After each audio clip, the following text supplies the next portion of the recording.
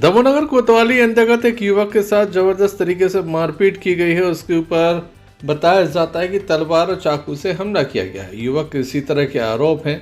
बताया जाता है दमोह के सिविल वार्ड नंबर 9 में ये विवाद हुआ है, जहां युवक का ये कहना कि वह एक दुकान पर गया था। इसी बीच ये विवाद हो गया। उसके छोटे भाई से विवाद हो रहा था, गाली गलौज हो रहा था। उसने मना किया तो उसके ऊपर हमला कर दिया। दो लोगों के द्वारा ये हमला किया गया। युवक के द्वारा जिस तरह की स्थिति को बताया गया, उसके बाद पुलिस में शिकायत दर्ज कराई गई है। पुलिस के द्वारा मामला दर्ज कर लिया गया है।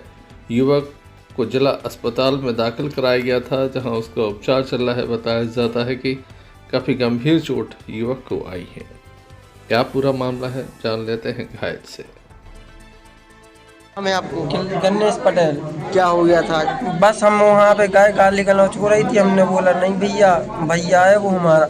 उसने सोनू और ओमी ने दोनों जन ने सामान निकाल के उन दोनों ने चाकू और तलवार दोनों उल्टी तरफ से सीधी तरफ से दोनों तरफ से मारा है सर।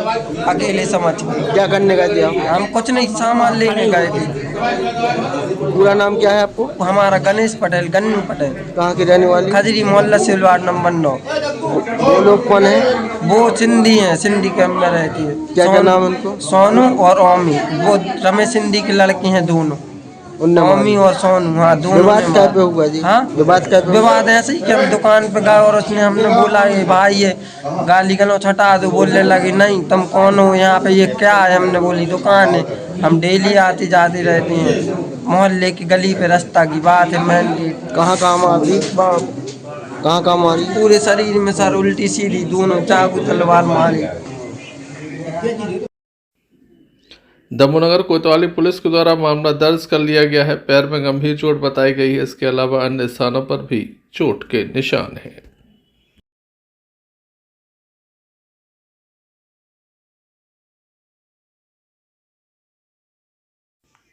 सोशल मीडिया के कई ऐप ऐसे हैं जिसमें लगातार लोग फ़ोन कॉल पर बात करते हैं। ऐसे में अगर कोई अनजान कॉल आए तो लगातार कहा जाता है कि उसे रिसीव ना करें।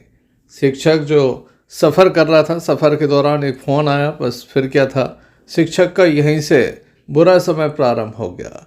शिक्षक को लगातार प्रताड़ना दी गई, लगातार उस पर दबाव बनाया गया। शिक्षक ने केवल व्हाट्सएप पर एक कॉल को रिसीव किया था। वीडियो कॉल था जिसमें एक लड़की न्यूड दिखाई दे रही थी। हम आपको बता दें कि तकनीक का इस्तेमाल करके इस तरह से लोगों को ठगा जा रहा है। इसी बीच शिक्षक के पास क्राइम ब्रांच से फ़ोन आ गया। फर्जी लोग थे जिनके द्वारा उनसे ठगी की गई। 1,38,000 से ज़्यादा शिक्षक से ठग लिए गए हैं। शिक्षक के द्वारा पुलिस अधीक्षक कार्यालय पहुंचकर इस बात की लिखित शिकायत दर्ज कराई है और कार्रवाई की मांग की गई है।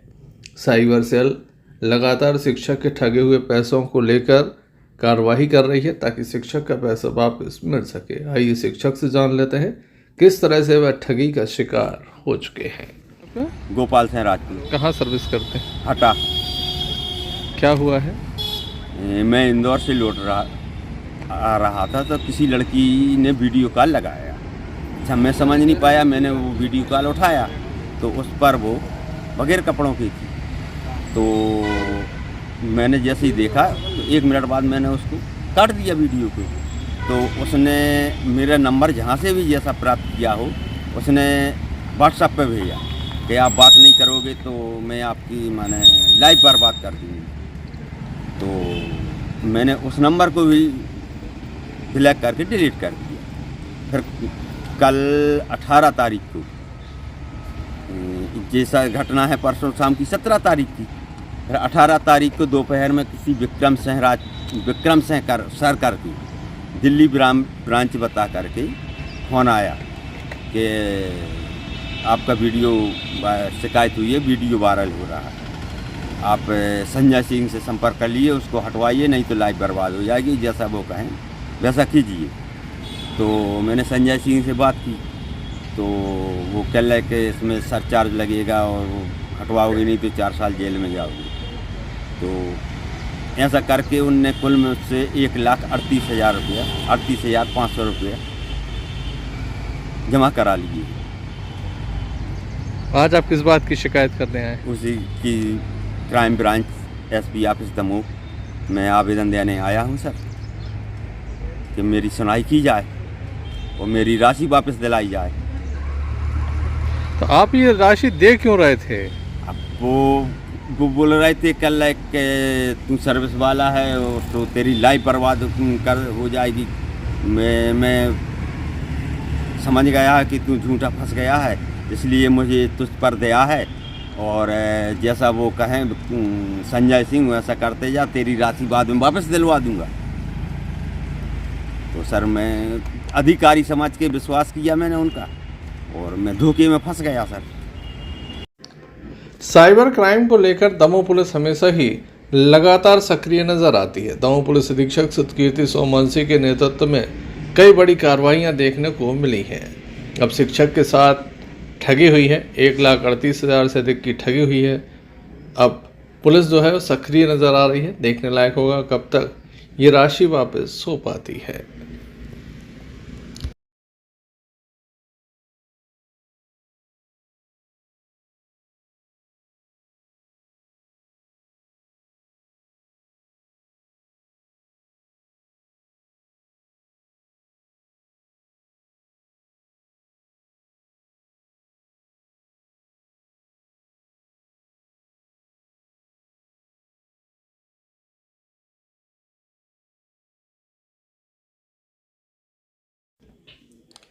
करनी सेना परिवार प्रमुख डॉक्टर जीवन से शेरपुर का दमोह आगमन हो रहा है। हम आपको बता दें, जन क्रांति न्याय यात्रा एवं जनसभा का आयोजन होगा। दमोह के मारूताल बाईपास से ये यात्रा प्रारंभ होगी, शहर के मुख्य मार्गों से होकर गुजरेगी। आज एक पत्रकार वार्ता का आयोजन एक निजी रेस्टोरेंट में किया गया, जहां करनी सेना के पदाधिकारियों के द्वारा अपनी बात को रखा गया और ये भी कहा गया कि यह सर्व समाज की रैली होगी। तमाम समाजों को इसमें आमंत्रित किया गया है। इनके द्वारा 21 सूत्री मांगों को लेकर हरदा में विशाल आंदोलन होगा, जिसके विषय में भी लोगों से चर्चा की जाएगी। इस तरह से इस पत्रकार वार्ता का आयोजन हुआ और क्या कहना है आयोजकों का, आइए सुनते हैं। 21 दिसंबर को हरदा में जन क्रांति न्याय आंदोलन किया जाना है, जिसके संबंध में संपूर्ण मध्य प्रदेश में एक जन क्रांति न्याय यात्रा निकाली जा रही है, जिसमें हमने सर्व समाज से इस आंदोलन में सम्मिलित होने की अपील की है। सभी समाजों के द्वारा हमें इस आंदोलन में भरपूर समर्थन भी प्राप्त हो रहा है और जो हमारी 21 सूत्रीय मांगे हैं उसमें हमारे पत्रकार बंधुओं को लेकर भी एक मांग रखी गई है, जिसमें पत्रकार बंधुओं को आर्थिक स्वास्थ्य खराब होने के कारण आर्थिक सहायता राशि भी प्राप्त हो, इसमें ये मांग रखी गई है। और संभाग स्तर पर जो पुरानी समितियां पहले बनी थी उसका पुनर्गठन हो, यह मांग भी इसमें हमने रखी है। और हमारे पत्रकार भाइयों पर जो झूठे मुकदमे दर्ज हुए हैं वो भी वापस लिए जाए, ये सभी मांगे पत्रकारों के लिए भी इसमें रखी गई है। हमारा आप सभी से भी आग्रह है कि आप सभी भी इस आंदोलन में हमें अपना समर्थन प्राप्त करें और हमें इस आंदोलन में सहयोग प्राप्त करें। किस बात को लेकर पत्रकार वार्ता का आयोजन? 21 दिसंबर को जन क्रांति न्याय आंदोलन हरदा में होना है। उसी क्रम में संपूर्ण मध्य प्रदेश में जन क्रांति न्याय यात्रा निकाली जा रही है, जिसका 21 नवंबर दमोह में आगमन है। उसी क्रम में आज सभी पत्रकार बंधुओं को आमंत्रित किया था, उसकी जानकारी आप सभी को दी गई। क्या उद्देश्य है? हमारा उद्देश्य है सभी वर्ग, सभी लोग साथ में मिलकर हमारे संगठन के साथ मिलकर काम कर रहे हैं और 21 सूत्रीय मांगों को लेकर हम ये आंदोलन कर रहे हैं। 21 सूत्री मांगे, उसमें क्या प्रमुख मांगे हैं जिसके चलते लोग आपसे जुड़ेंगे और आपकी समर्थन? हमारी जो 21 सूत्रीय मांगे हैं उनमें किसानों को लेकर, छात्रों को लेकर और हमारे मीडिया कर्मियों को लेकर, पुलिस कर्मियों को लेकर, आरक्षण को लेकर, SC ST एक्ट को लेकर, इन सभी प्रमुख मांगों के साथ हम ये आंदोलन कर रहे हैं। आपको देखा उसमें SC ST एक्ट का जो लिखा है उसको लेके क्या है? उसको लेकर हमने ये बोला, हम ये वो कहना चाहते हैं प्रशासन से कि पहले जांच हो, उसके बाद गिरफ्तारी की जाए। अभी जिस प्रकार से प्रकरण सामने आ रहे हैं, फर्जी लोग भी प्रकरण बनवाते हैं और कहीं ना कहीं एक्ट को यूज कर रहे हैं उसको। आरक्षण को लेकर क्या कहना है? आरक्षण जो है वो हम करणी सेना के प्रमुख जीवन सिंह शेरपुर जी हम कह रहे हैं, और हम सभी भी ये कह रहे हैं कि आरक्षण आर्थिक आधार पर होना चाहिए, क्योंकि अभी जातिगत आधार पर आरक्षण है वो आर्थिक आधार पर हो, जिससे सभी लोगों को उसका लाभ मिल सके। स्टिक मैके की विरासत श्रृंखला का आरंभ दमोह में हुआ। दमोह चैप्टर के द्वारा लगातार लगभग 30 वर्षों से ये आयोजन कराया जा रहा है। दमोह के श्री नवजागृति शाला में एक कार्यक्रम आयोजित किया गया। भारतीय बंधुओं के द्वारा यहाँ पर गायन किया गया। जब उनके द्वारा इस गायन को किया गया तो लगातार तालियों की गड़गड़ाहट सुनाई देती रही। हम आपको बता दें, भारतीय बंधु लगातार अपनी प्रस्तुतियां दमोह जिले के विभिन्न स्कूलों में देने वाले हैं। आज दमोह में इसका शुभारंभ हो गया है। MLB शाला, हटा सहित अन्य स्थानों पर उनकी प्रस्तुतियां होंगी। बच्चों को बताया जाएगा कि भारतीय जो संगीत रहा है वो किस तरह से समृद्ध है। इस कार्यक्रम में शहर के गणमान्य नागरिक भी मौजूद रहे। हम आपको सीधे ले चलते हैं इस कार्यक्रम आगे बढ़ने का प्रयास करते हैं। तो आपके लिए बहुत ही सौभाग्य की सेठ जी के द्वारा ये संचालित किया गया है और आप सब इसमें सम्मिलित हैं पूरे। लेकिन आज विशेष रूप से आपके लिए सौभाग्य की बात है कि आप ध्यान से सुने कि क्या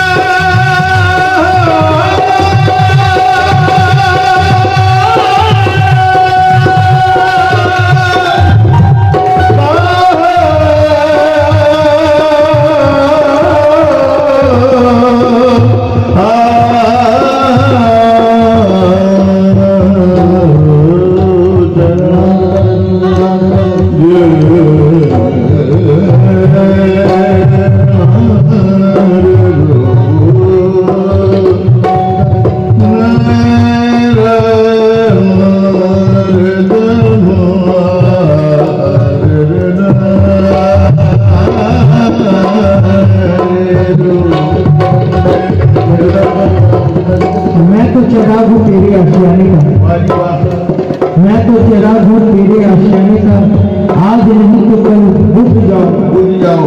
आज तुझे शिकायतें मेरी रोशनी से, आज तुझे शिकायतें मेरी रोशनी से, कल अंधेरे में बहुत लाए।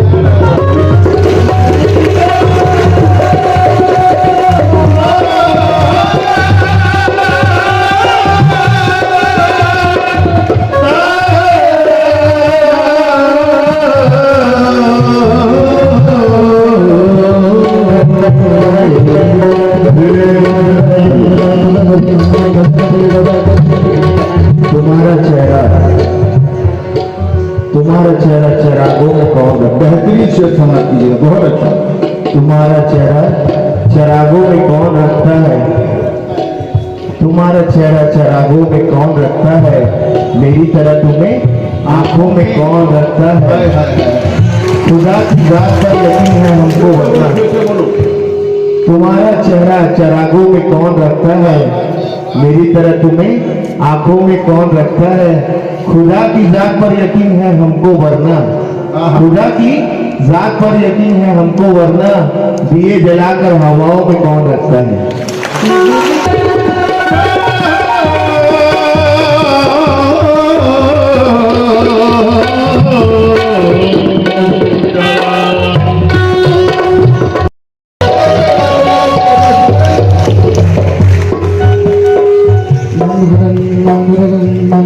पूरी दुनिया में कलाकार गाते हैं, भी हैं काके। कितने लोग को पता है इसका क्या मायने है? जरूर बताइए। कितने लोग को मालूम है कि क्या मायने है? नहीं ना, लेकिन मजा आ रहा है ना, आनंद आ रहा है, आनंद आ रहा है कि नहीं आ रहा है? वाह, यही तो भारतीय संस्कृति है। भले मायने समझ ना आए लेकिन आनंद जरूर आता है, ये भारत की संस्कृति का ये